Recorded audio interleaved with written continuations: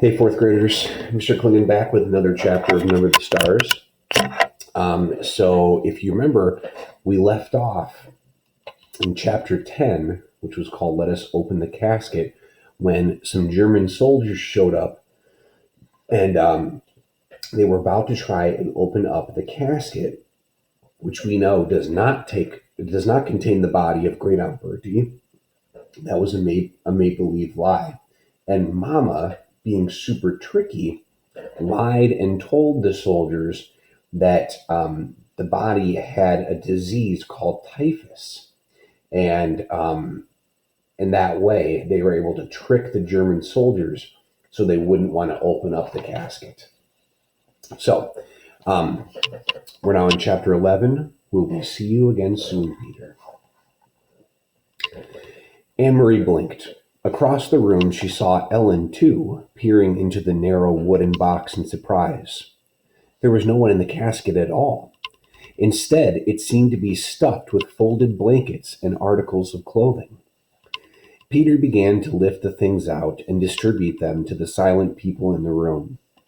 He handed heavy coats to the man and wife, and another to the old man with the beard. "It will be very cold," he murmured. "Put them on."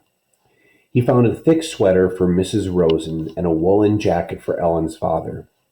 After a moment of rummaging through the folded things, he found a small winter jacket and handed it to Ellen.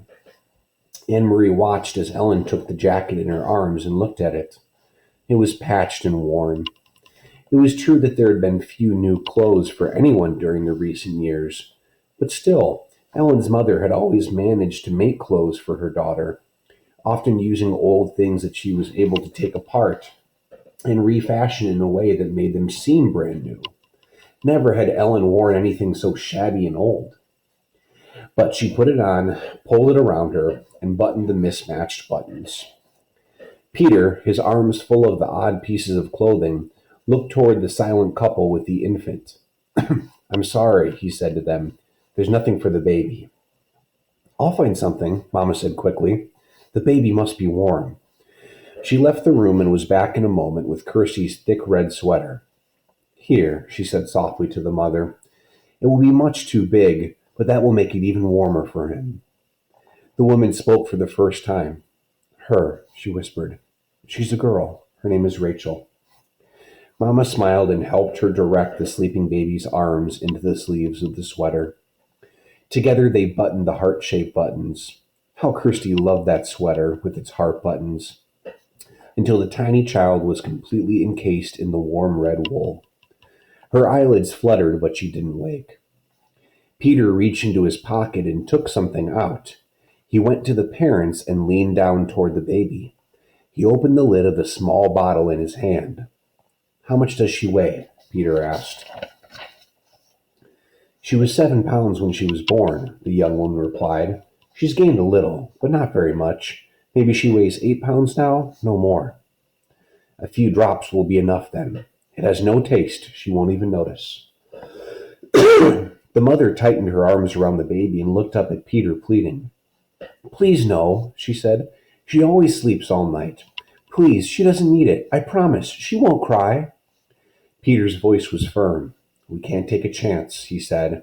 He inserted the dropper of the bottle into the baby's tiny mouth and squeezed a few drops of liquid onto her tongue.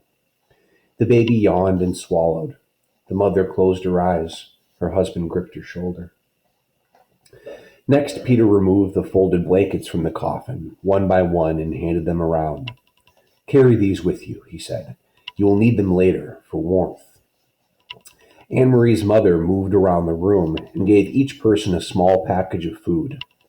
The cheese and bread and apples that Anne-Marie had helped her prepare in the kitchen hours before. Finally, Peter took a paper-wrapped packet from the inside of his own jacket. He looked around the room at the assembled people now dressed in the bulky winter clothing, and then motioned to Mr. Rosen, who followed him into the hall. Anne-Marie could overhear their conversation. "Mr. Rosen," Peter said, "I must get this to Henrik, but I might not see him. I'm going to take the others only to the harbor, and they will go to the boat alone.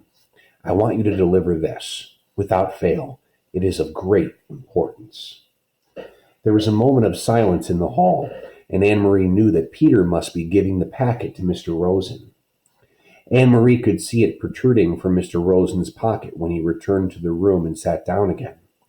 She could see, too, that Mr. Rosen had a puzzled look. He didn't know what the packet contained. He hadn't asked. It was one more time, Anne Marie realized, when they protected one another by not telling. If Mr. Rosen knew, he might be frightened. If Mr. Rosen knew, he might be in danger. So he hadn't asked, and Peter hadn't explained. We're going to pause for now.